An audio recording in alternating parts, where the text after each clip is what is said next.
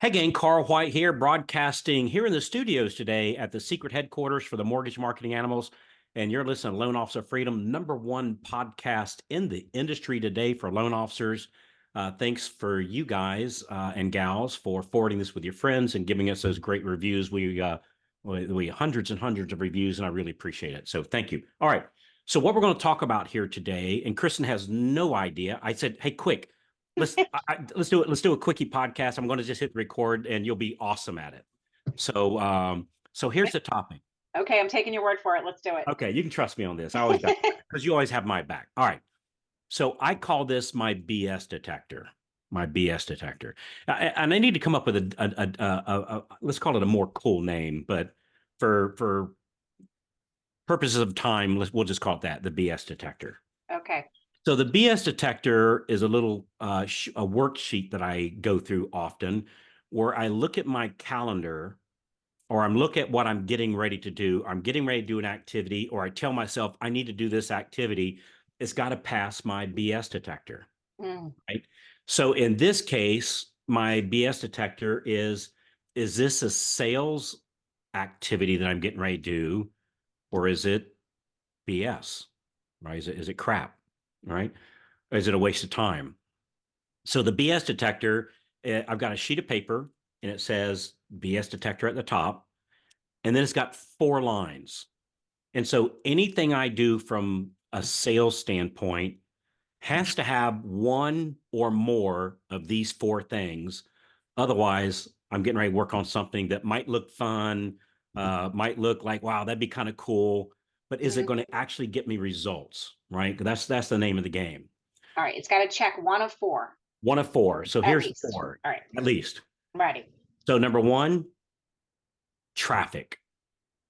Is what I'm getting ready to do going to drive traffic to my sales message, my sales page, my sales webinar, my sales meeting, my coffee appointment, something like it's driving real traffic Got it. and not BS traffic, real traffic. Let's call it qualified traffic that'll actually get me loans. Qualified traffic. Yep. Okay. Or number 2, relationship building. Is what I'm getting ready to do building relationship to traffic that I already have. Mm. All right.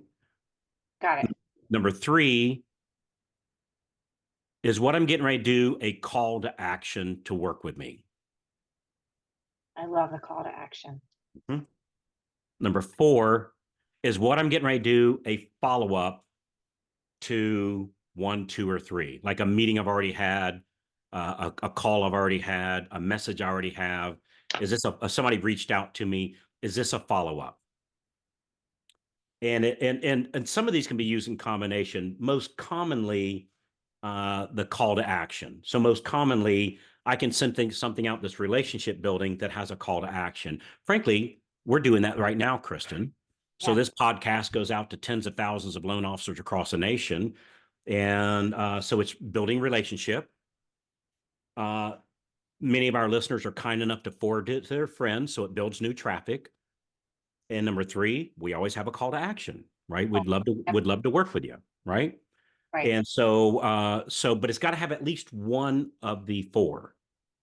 So let's do some examples here for a second. So give me an example of an activity, Kristin. So you talk to loan officers across the nation. I'm getting ready to do something. What am I getting ready to do? I'm getting ready to email my database. Perfect. So that would be follow up. Hmm. If I'm giving a cool message, it can be relationship. Hmm. And always have a call to action, even if it's just a PS.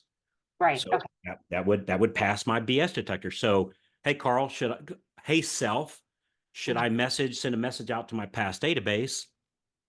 Check relationship, check CTA, call to action, check follow up. Yes, that's a great activity to do.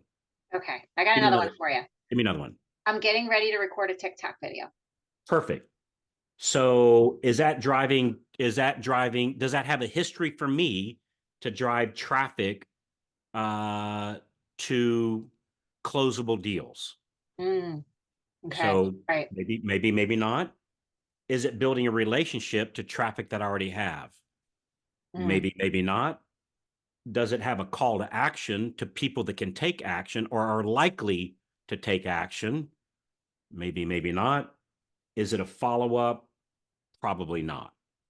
So for me, for my BS detector, that one wouldn't pass. But gotcha. but listen to me, Kristin.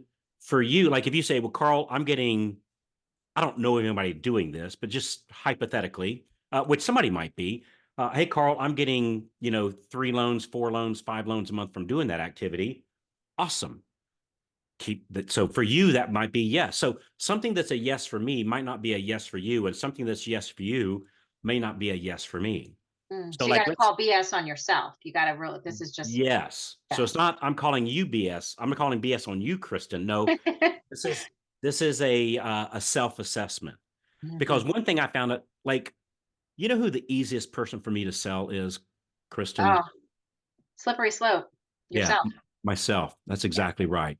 Yeah. And I can convince myself this is a great activity for me to do when maybe it's not, Mhm. right? And so this is kind of like I'm checking my pulse here a little bit. Where am I at here? So let's pick something like I'm working on my logo. Mhm. All right. So working on my logo, Kristin, is that building traffic? No, Is it building a relationship? no, Does it have a call to action? no, Is it a follow up? no. That's BS. It's a Mhm. horrible use of my time. Now, I'm not saying I shouldn't have a logo. It just Carl's not going to be working on it. Hell, honest to gosh, Kristin, if you used to put 5 logos up, I couldn't tell you which one mine is because it don't matter. Mhm. It doesn't matter. It doesn't matter. We don't do business with Walmart because of their logo. You follow me? I couldn't even tell you what the Walmart logo is. I don't know what it is either. I don't know what it is yet, but that's just an example. So Yeah, I get it. anytime you're doing work, take a look at your BS detector and do an honest assessment. Is this helping me build traffic? Is this building relationship with the traffic that I already have? Does it have a call to action with likely referable, closable traffic? Or B, is it a follow up message to traffic that I already have? Mhm. And that's it. So I think we could give more examples of this, but I think you get the idea behind it. Yeah, you do. All right. So call BS on yourself.